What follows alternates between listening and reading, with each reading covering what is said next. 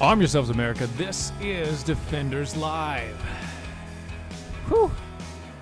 Man, it's been a big, wonderful, long day over here in the sweet, sweet areas of North Carolina. Been very cold for North Carolina, especially in this time of year, and we've been bundled up like we haven't been bundled up before. It's really awkward because tomorrow it's going to be like 55 degrees as the high and the low, which is odd. And then the next day it's going to be 20-something degrees. So gotta love North Carolina, East Coast, whoop whoop. Yeah, it's so bad, so terrible. Welcome to the show, folks. Let me see here. You are listening on Mojo 50 Radio. That is over on iHeartRadio. If you go download the app, you can go there. Hey, Jeremy, good to see you. Jeremy Hansen, by the way. What is that? 5 to 7 p.m. Jeremy Hansen. Listen to him. He's a few hours behind us. Anyway, like I said, if you go download the iHeartRadio app, you can pull up the Mojo 50 radio station. It is right there on your dial. You can listen to us 24/7. We have almost 16 hours of solid live radio throughout the day. It is amazing, and it's just going to get better and better and better for you guys as we go. Lost audio. What do you mean? What do you mean, Debbie? Lost audio? Huh? That doesn't make any sense. I don't get it. Where are you coming from? Anyway, so let's go back and forth through there. So before we get started, let's talk about Tar River Arms. Why? Because they sponsor Mojo 50. And when don't you need to talk about getting a new gun? Tar River Arms. Go to traguns.com. If you go to Tar River Arms right now, you can get a Diamondback DB15 burnt bronze with a Cerakote AR-15, buddy. $763 down from $873, or you can go get a Glock 48 9mm pistol with a fixed sights for only $448 down from $538. Not only that, but they now have layaway services. You use the promo code, tell them Steven over at Mojo 50 sent you. That's traguns.com. Layaway options are available, consignment options are available, and possible free shipping on orders over $600. That's great guns, great prices, and great service because they're awesome. Veteran-owned, veteran-run, and why not support some of the best pricing out there? traguns.com. That's Tar River Arms. Tar River Arms, traguns.com. Man, I'll tell you what, it has been, like I said, it's been a crazy day. There's been a lot of news going through the cycle. There's been Supreme Court stuff. There's some Alexandria Ocasio-Cortez information going out there, and I'm going to hit on that on the second half here because, you know what, I want to dig into it a little bit because she went through a few things on a, Colbert? Stephen Colbert, I think it was. Tonight Show with Stephen Colbert. Yeah, that's it. And he was asking her a bunch of questions and stupidity, but we'll go over it. We'll actually listen to the audio because why not? Why not? That's just what it is. Oh, so first and foremost, the Senate. The Senate. Their leaders have plans for competing bills to be put down on the floor for a vote. So the Senate will be holding competing votes on Thursday.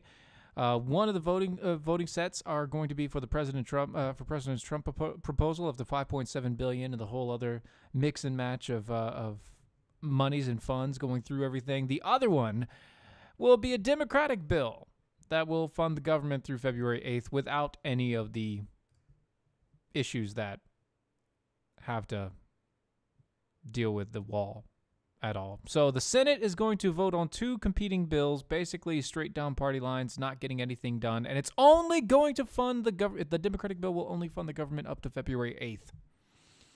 2 weeks.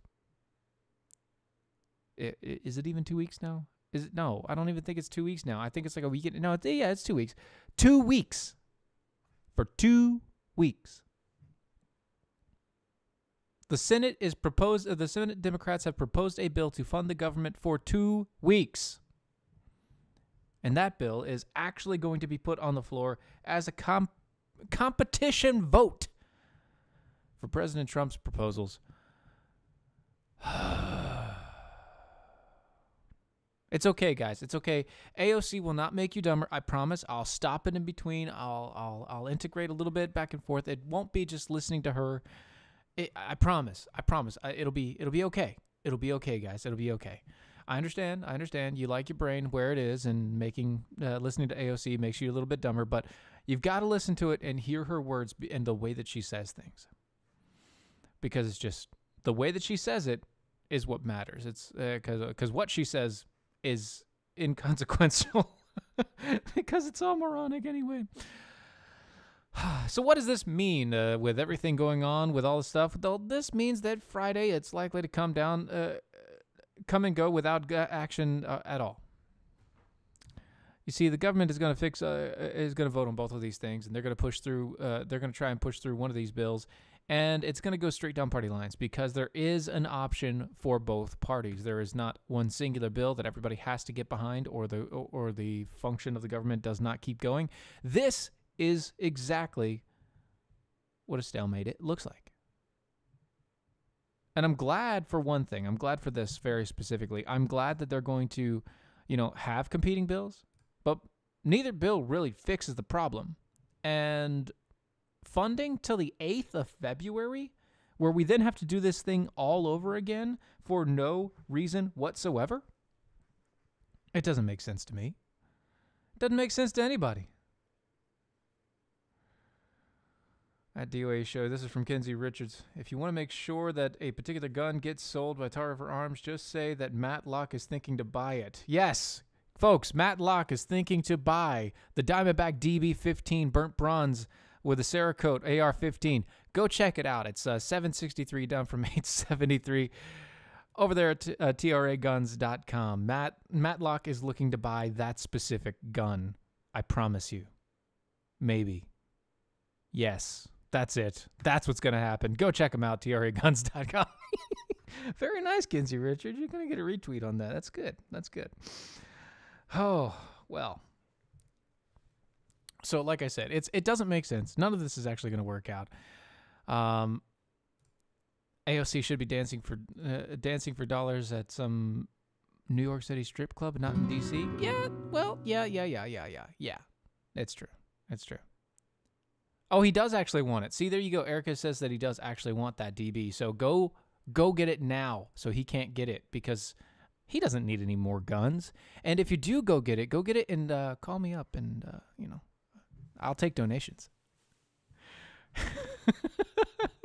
So Supreme Court has been launching into a ton of different things as they're going through the dockets of what they are and are not going to look at over the next couple of months.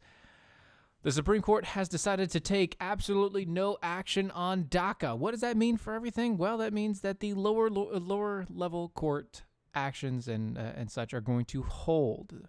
So the Supreme Court on Tuesday took no action on whether it will hear disputes over the Trump administration's decision to wind down the Obama-era Deferred Action Childhood Arrivals program. No action from the court may mean protections for 700,000 young peoples. They're not young, by the way. They're my age. They're not young. They're like millennials. They're my age. It's not young peoples. It's people that are in voting age. Young people that have been brought to the country illegally as children that remain in the place for several more months. Many viewed this as the last opportunity for the court to review the case this term. Given that the court's already full calendar, the justices typically don't agree to hear cases over the summer. Oh, so that's what it is. They turned it down for now because they can't look at it because they don't have enough time because they don't do stuff over the summer. Even though the Supreme Court technically could work throughout the year, they get paid well enough to do it. They could work throughout the year and get these cases continually instead of doing this crap. Why it's an executive order? See, the whole thing is it was an executive order, and he's using an executive order to kill an executive order. It is not unconstitutional for him to do that. You are correct. That is right, Eric Thompson. It is not a problem for the President of the United States to take or pull out of any executive order that a previous president has put into place as long as there has been no laws that have been affected by it specifically. And what I mean by that is that they haven't enacted any laws that then put into it. DOA show warning: listening excessively to AOC may result in brain aneurysm, loss of IQ, uncontrollable denial of facts, and an increased efficiency of eating corn. Oh my. Apparently Ben Shapiro has some of these effects. I'm sorry. Like I said, it's only going to be a couple of minutes. Yes, Rocky, for the pull-out joke. Good job. Good catch there. Good catch. So why is this really a problem? Well, it's a problem because the Democrats want to fight it, and the Democrats have most of the courts, especially the Ninth Circuit Court of Appeal. So if the president wants to do something, the president has basically no... He's going to be fought on every plane known to man. Anything that he wants to do that would turn or reverse anything that our previous president, Barack Obama... Anything that he wants to do that would change his stuff, even though Barack Obama didn't actually put it into law, he didn't actually sign laws for these things, he just has a pen and a phone, and he could do whatever the hell he wants. President Trump, even though he has a pen and a phone and he can do whatever the hell he wants, he can't do whatever the hell he wants because he has to stay within lines. And that's it. That's it. They're corralling President Trump, which... could be a good thing on certain occasions, but at this point, with this particular executive order, it is not a good thing. Because they're just dragging the process out. They're making it harder and harder and harder for these things to actually come into play and to be viable law down the line. Any of it. This is just going to be another fight that gets kicked down the road. You want to talk about a government shutdown? How about the next time that they put in any sort of amnesty program that it becomes another government shutdown, and it just because it's all omnibus packages. You can't fund anything else without funding everything else. Eric Thompson, this means that the federal judge can override the executive branch. In some cases, the judge can override an executive order or the executive branch if it is ruled unconstitutional, which this is not.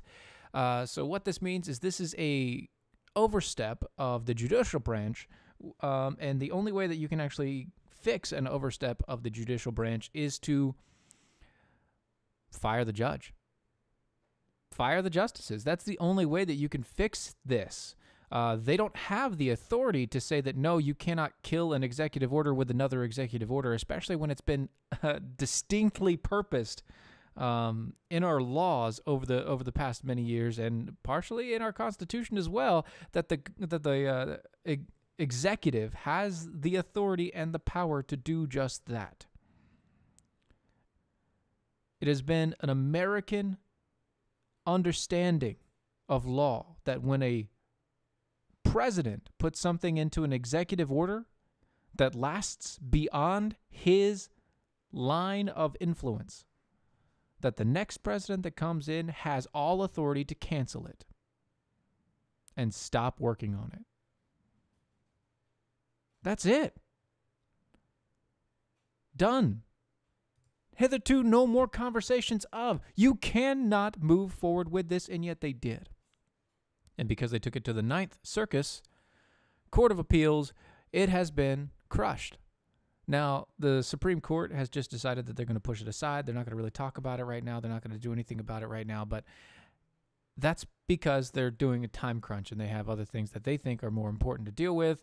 And apparently with the whole idea of, our Ruth Bader Ginsburg being out, possibly dead, nobody knowing exactly what's going on, even though Fox News, pushed out that idea that that she was dead already. If you guys didn't catch that story, yes, Fox put out that RBG was dead, but we have not had any confirmations of such. And if she is actually passed away, and they've been covering it up for the past weeks or so, it will be found out eventually, and everyone will lose trust, including Fox News, because they pulled the story after they pushed it out.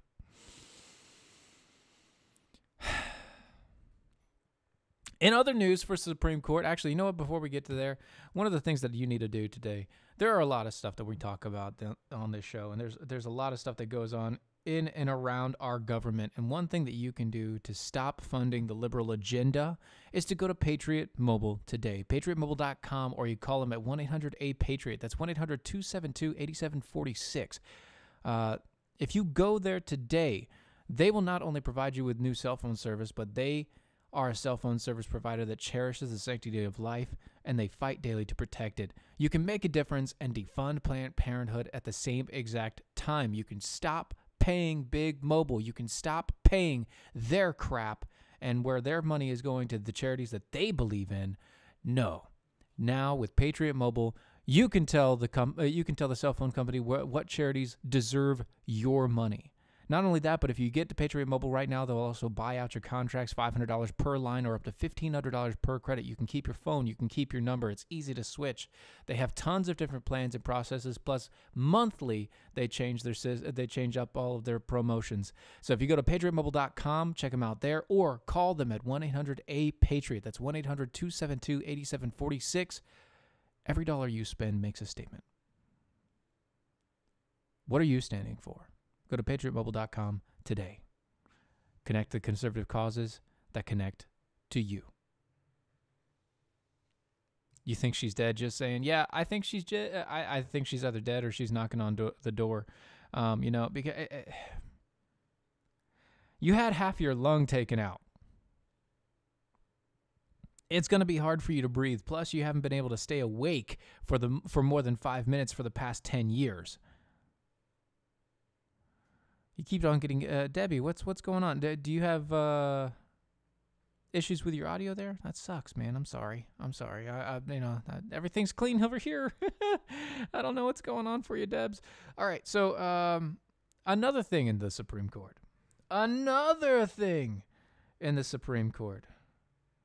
Actually, hold on. What is this? Kinsey Richards is still over on Twitter, texting me back and forth. Let me see. Wouldn't firing a federal judge be an impeachment?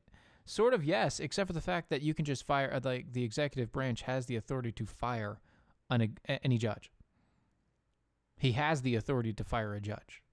He can just say, no, you're fired. That's it.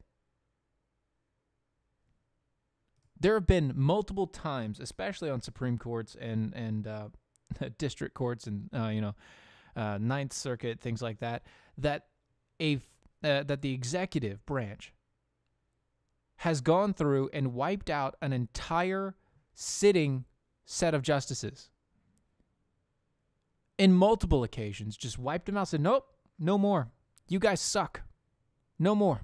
There have been multiple cases where justices have been kicked out for doing as little as cussing in public, drinking at home by themselves. A justice is not there for life, guys. A justice or a judge in this matter is not there for life. They're there on good behavior because they're supposed to represent a foundation of constitutionality. They're supposed to be the arbiters of what is and is not constitutional based on the American Constitution. Exactly. Judges are appointed. They're appointed by our elected officials. So judges have the least amount of power in our government. The least amount. And they have the most checks against them from every other branch of the government. And yet today we treat the justices and the judges like the final word in authority in our lives. Yeah. Yes, he can. Yes. The president has the power to wipe out the Supreme Court. Not only does he have the power to wipe out the Supreme Court, but he has the power to sit there and say, you know what, we're only going to have 5. We're only going to have 3 justices now. Screw you guys. I'm firing everybody but 3 justices, and that's what it's going to be. He has that ability. How do you think we have as many justices as we have today? Where we have what is it, 7? Is it 7 now? I think so. But over the years, progressively, they've been making the slots bigger and bigger. So they've been more and more people because it used to be 3. Then it became 5. Then it became 7. Or is it 9 now? Is it 9 now? I can't. 9. Thank you, Donna. It's 9 now. It's going up by 2s ever since we started this thing. Judges are appointed, including Supreme Court judges, as we know, by the appointment process that we just went through last year. Twice. They're appointed. And as a body of government that is appointed, you have the least amount of say in the body politic. And you shouldn't have the ability to vote out or vote over a presidential executive order that is just canceling out an old executive order. That's it. That is the key. If you can't see that, then you aren't qualified to be a judge or a justice in this realm, in the political realm. You aren't qualified for it. Because honestly, if you don't understand that fact in that fashion, you are going to use the Supreme Court for your own political gains and your own political worries, and that is all you're going to want to do. And that's it. Phew. Sorry. In other news, Supreme Court has allowed the Trump restrictions on transgender troops in the military to go in effect. So the Supreme Court on Tuesday allowed President Trump's broad restrictions on transgendered people serving in the military to go into effect while the legal battle over his controversial policies continue in lower courts. What this means for us, and it's basically don't ask, don't tell, but what it means for everybody else, it means that you're not going to get into the government, you're not going to get the government to fund your transitional surgeries after you get out or during the time that you were in the military. Jackhole. So, why is it that some random judge in Hawaii can stop actions in Texas? Seriously asking. That's a great question. It shouldn't be that way, but it is. It shouldn't be that way, but it is. And that's just the point of our government. We've allowed these different organizations and these different sections of our government to have more power over everything than should be allowed. That's our fault. Our fault as people, because we haven't listened and we haven't understood and we haven't looked at history and we haven't gone back through and known what our government is supposed to look like. Our government only works for a moral and just populace. But it also only works for an informed populace, a populace that actually knows how the government is supposed to work.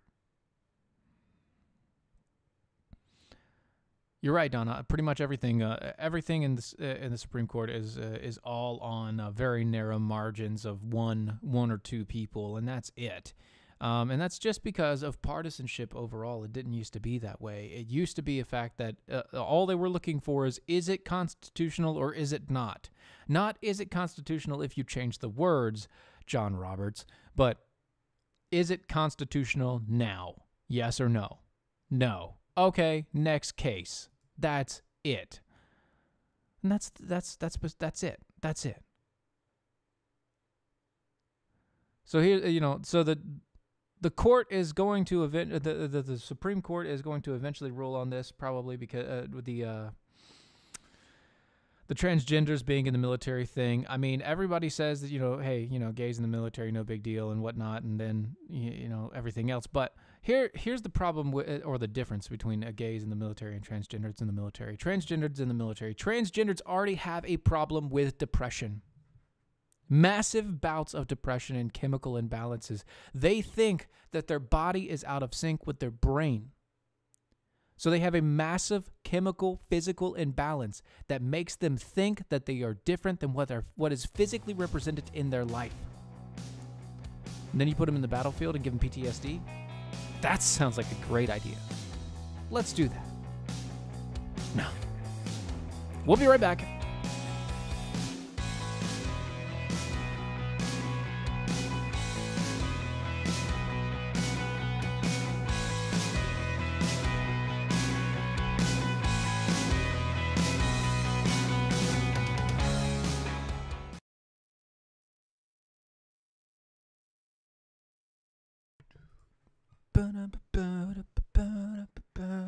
Let's see here. Okay. Jack Hall, I know that if the House and Senate wanted to, government would be reopened tomorrow with a bill that would be overridden in the Congress if Trump vetoes. Yeah, that's true. That's true. The only way a justice in the South Carolina can be removed is through impeachment. President cannot remove a justice in the Supreme Court. Yeah, they can. Travis, we have tons and tons of rules on this. Yes, he can. The impeachment process doesn't have to be in place. Okay, so sorry. Yes, they do have to be impeached, but the impeachment process isn't the same as the impeachment process for a president. You just have to find something that they did wrong. That's it. Anything that they did wrong. They could be thrown out for any reason whatsoever. Let's see here. Oh,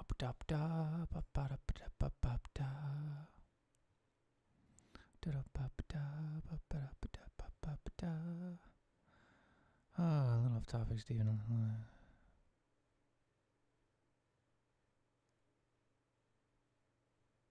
Signaling to the mother. What are you talking about, Nicole? I'm an alien. Look at my mic. You see the dials? Are you talking about the dials? Yeah. Okay. Fine. We'll do it that way. We'll do it your way, Nicole. Yeah. That's it. I'm an alien. That's what we're doing. Gosh. You're silly. Here we go. All right.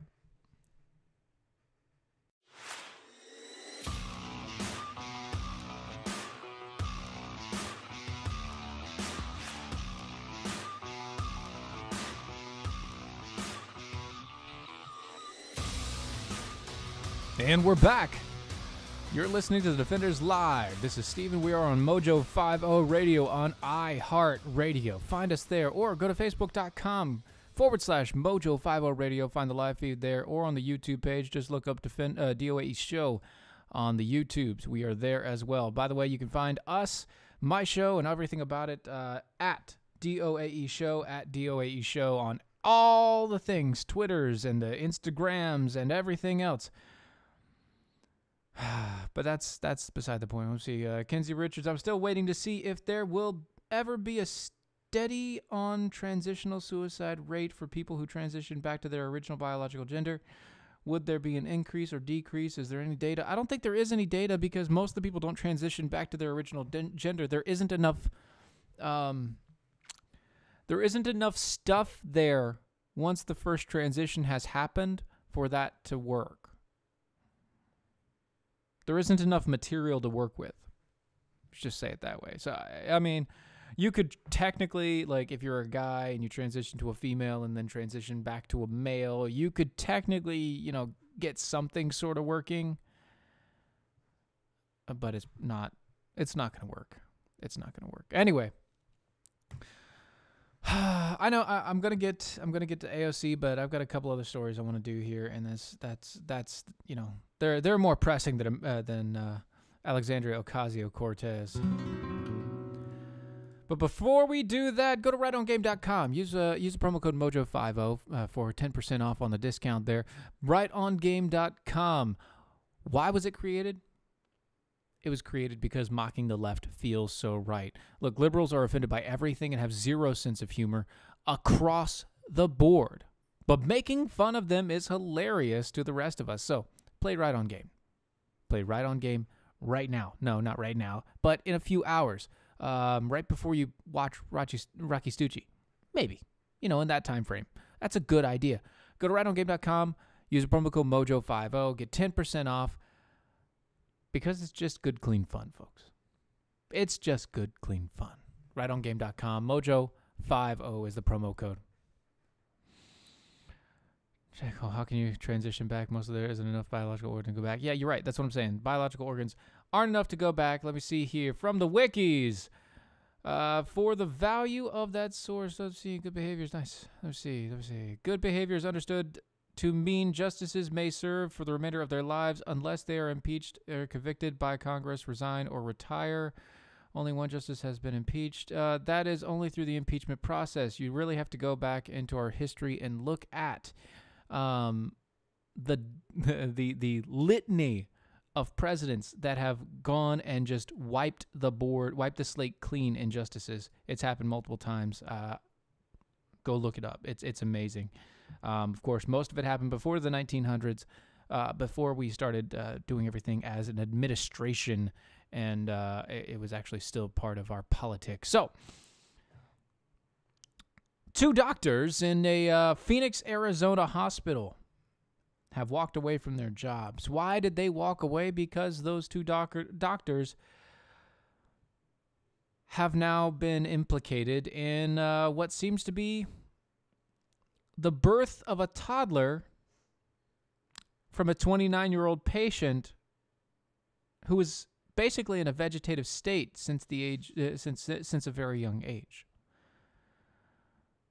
So one doctor has been suspended and another resigned from the Hacienda Healthcare Clinic in Phoenix. The 29-year-old patient, who's reportedly been in the clinic care since she was a toddler, went into labor on the 29th of December last year. That's right. A woman who's been in a vegetative state since she was a baby just gave birth to a baby. After the police investigated, investigation was launched. DNA samples were collected from all the male staff. They found out these two doctors were implicated in the service. The boy, lucky enough, the baby boy that was born, does have a loving family to go to. Does have the family of the mother to take him in and to raise him as their own. And the bad part about this is, okay, she's in a vegetative state, but she's not completely out of it. See, this woman, she was drowned. She was almost drowned to death as a toddler. She lost most of her brain function. She can still express emotion with facial signals and things like that, and she reacts to people that she knows and she's familiar with, just not very vocally or anything like that. It's all facial movements and things like that. That's right. This is the Kill Bill pimping strategy, but the whole thought process of this is exactly like Kill Bill. She's in a coma in a vegetative state. She'll never know. What? What is wrong with you? Are you that sick? Are you that sick where you would look at a woman in a vegetative state and say, I'm going to get a piece of that because she'll never know? Bill Cosby wouldn't do that. And that's saying something.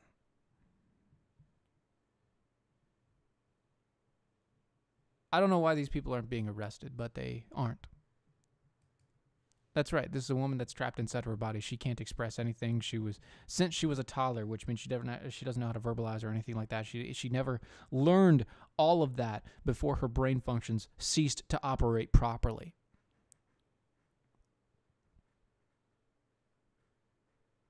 This woman is a part of the Apache tribe in San Carlos. And so the people of the tribe will be looking after the child. If you could do me a favor, man, pray for this family. They didn't convey the names. Just you guys know who. You guys have the understanding. They don't have the names, but check them out. Pray for them because that's just stupid.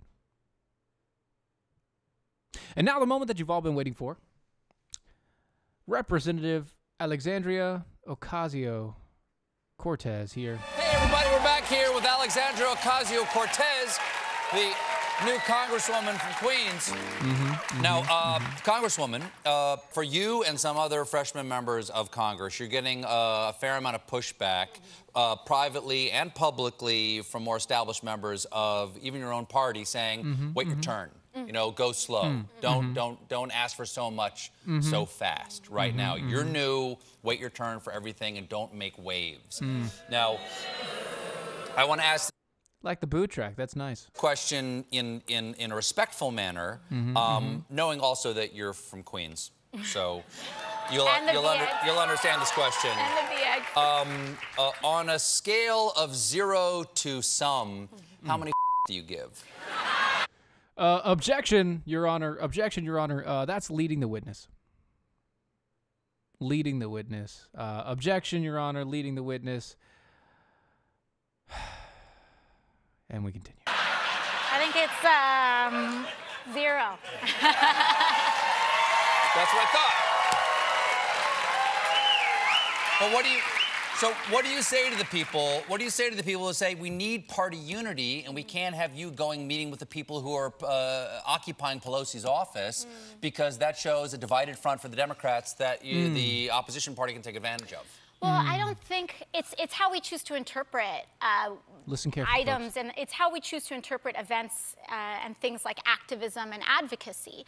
If you think activism is inherently divisive, I mean, today's Martin Luther King Day, and people called Martin Luther King divisive in his time. We forget that he was wildly unpopular when he was advocating for the Civil Rights Act. And I think that what we need to really realize is that social movements are the moral compass and should be the moral compass of our politics. And you actually brought this book. So social movements are the compass of our politics because, you know, when you're morally correct, that is better than being actually correct.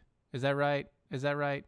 Is that right? Yeah, that's right. I have no dog in Check this. this out. Listen to this. Listen fight. good. Listen good. I'm just curious. How would that work?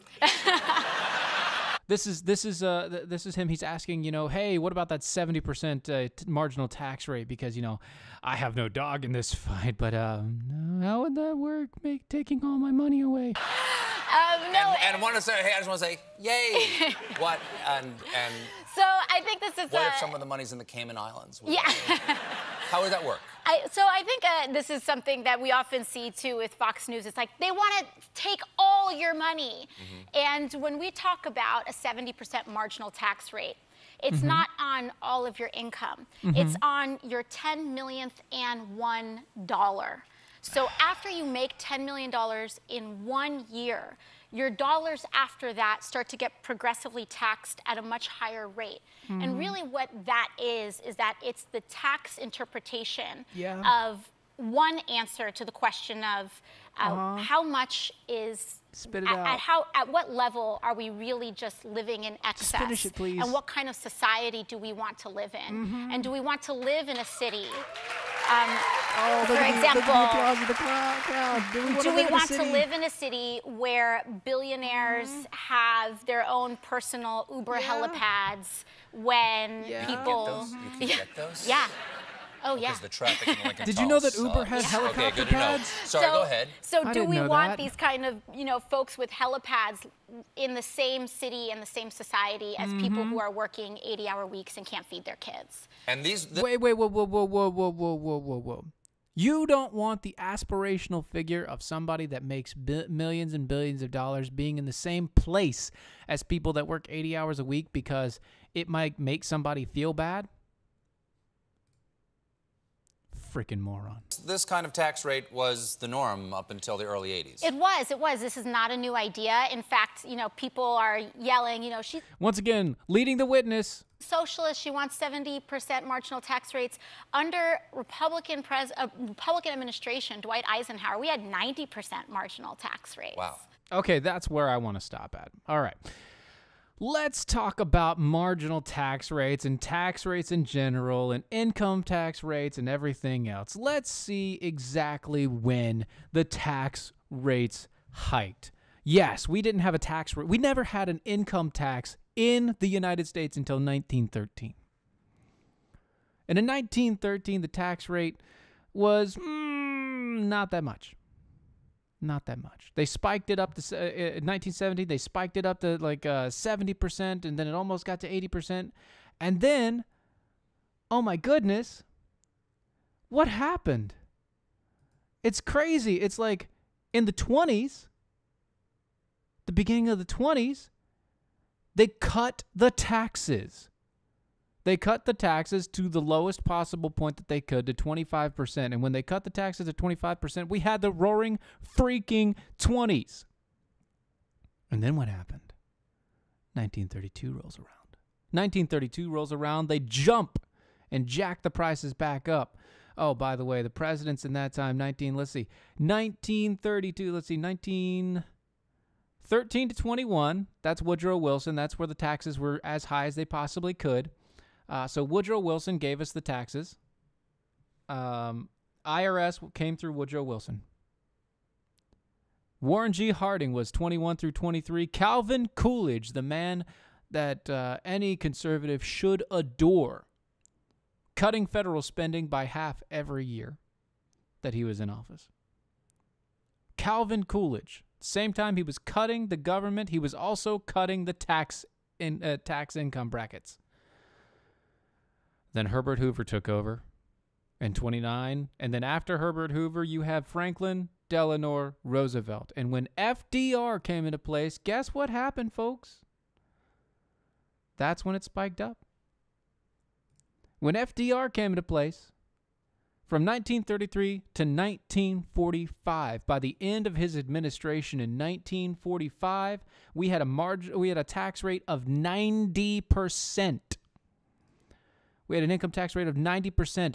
FDR was not a Republican. Yes, it is true that from that point until, 1983? Till the early 1980s, we had a tax rate that was topped out at around 70%. Sometimes 90s. Actually, for a good many years in the 90 percentiles during Democrat reign, drops to 70%, goes up a little bit, then stays steady at 70%, because that's all that they could do as president because of the Congress and the Senate at the time.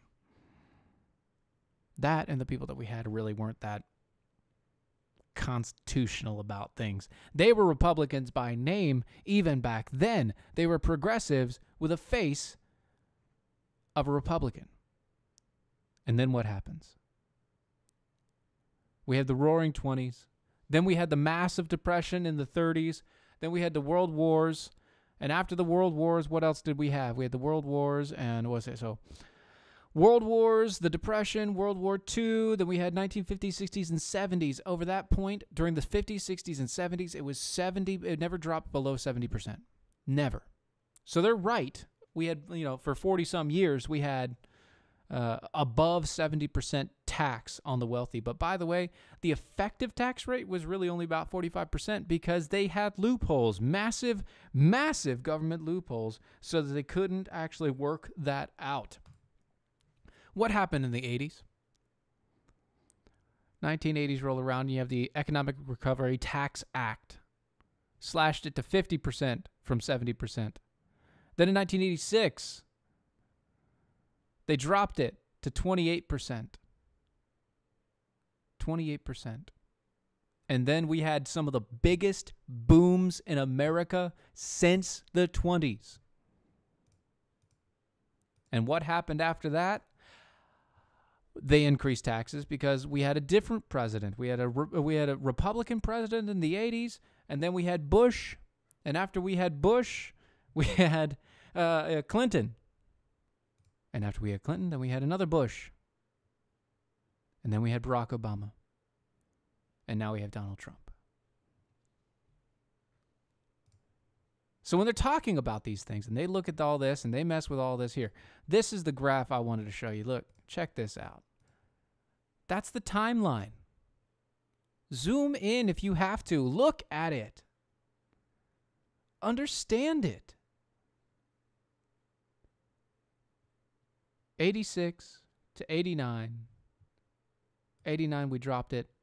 And then right after we dropped it, we had a new president that popped it up a little bit. And then we had another president that propped it up a little bit more to the 40% range. And every time we prop up and we push that tax bracket, we get a little bit more and more in debt because the government thinks that they can spend more and more money.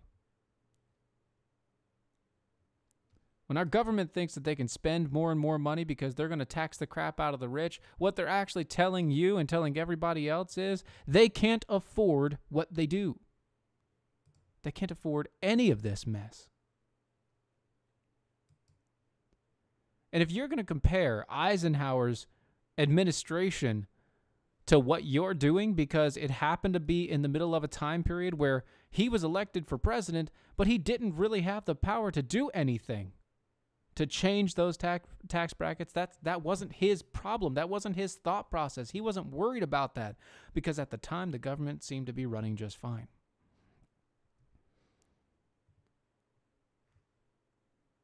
That's right, Erica. The only way that you can change this is by constitutionally challenging taxes overall.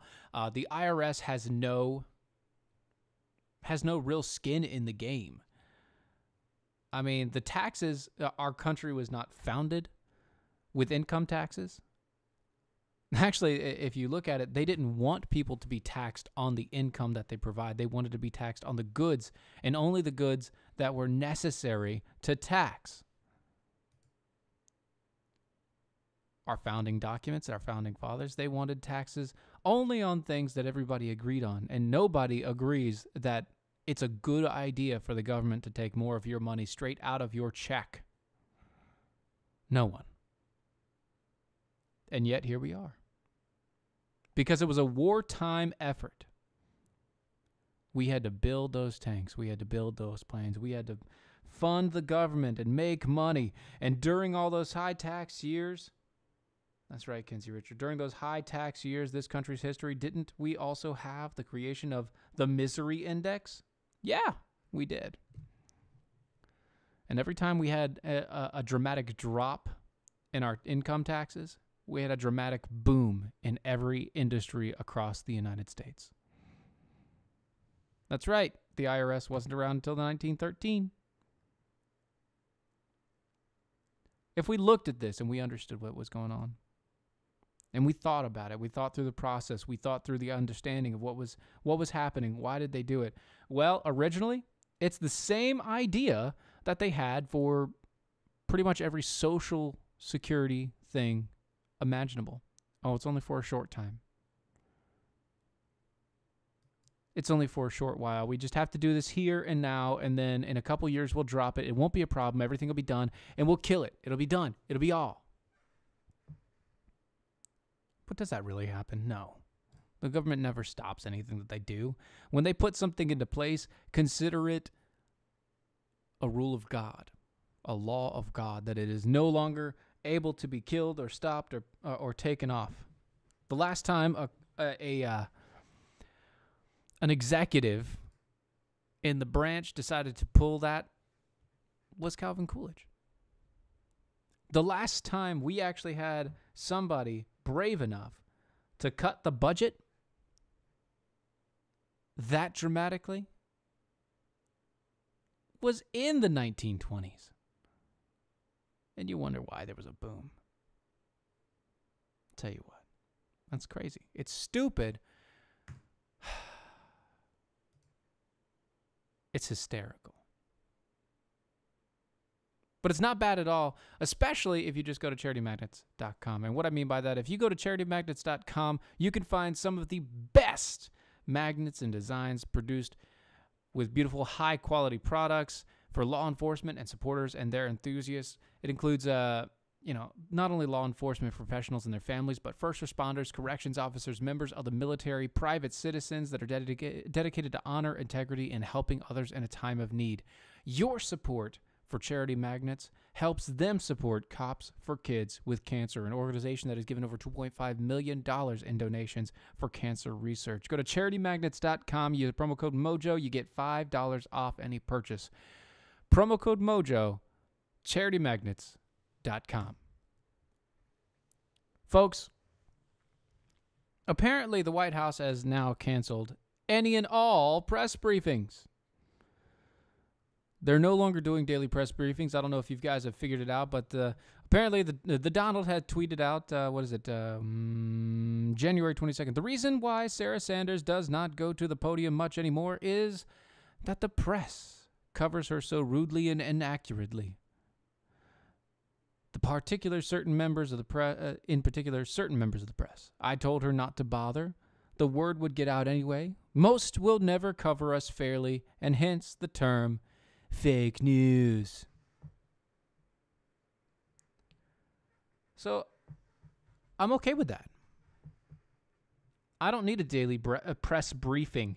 I don't need a person coming out telling us every single day what the heck is going on inside the White House, because honestly, it's not. There isn't a need for it. We don't need a daily outlook, a daily presser on what's been going on in the White House. Until something dramatic happens,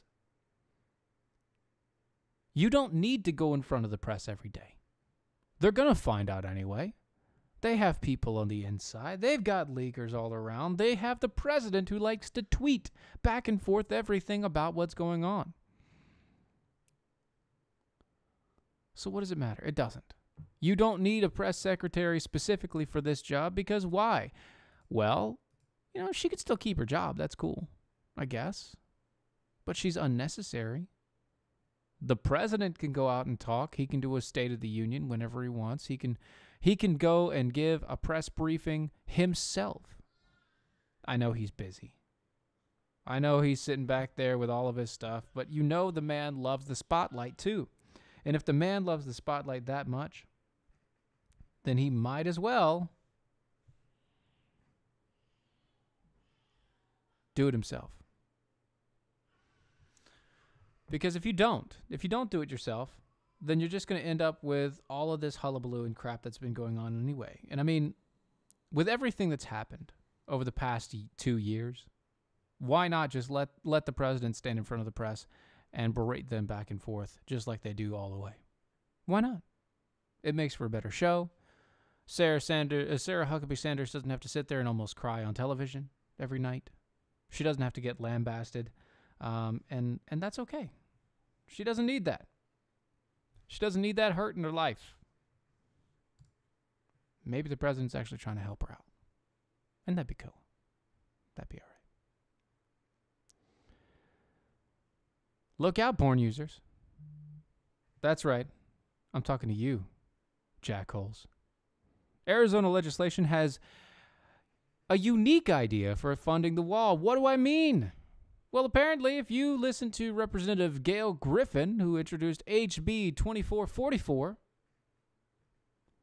which would force distributors of electronic devices to install software that would block access to porn, forcing those people who want to watch porn to cough up an additional $20, same as downtown, to remove the processor. The bill defines the obscene materials it intends to target as something that, quote, average individuals applying contemporary community standards when considering or taken as a whole would find appeals to the prurient intent, depicts or describes sexual activity in a patently offensive way by audio-visual representation when considered or taken as a whole, lack serious literary, artistic, political, or scientific value. So artistic porn isn't porn. And the government wants to tax your porn now in Arizona.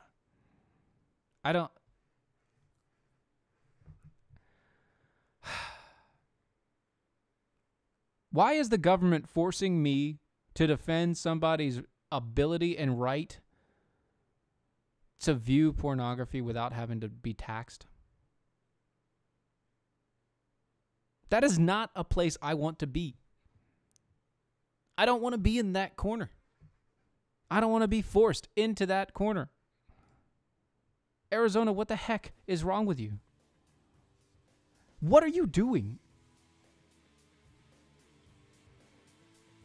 There have been similar bills proposed, not only in Arizona, but Virginia, Kentucky, Alabama, Utah, Rhode Island, and South Carolina. Apparently, it's dubbed the Elizabeth Smart Law, and it's not very smart. With that, folks, that's another show over. Thank you. Thank you for sticking with me. We'll see you tomorrow night on Defenders Live. Bye-bye.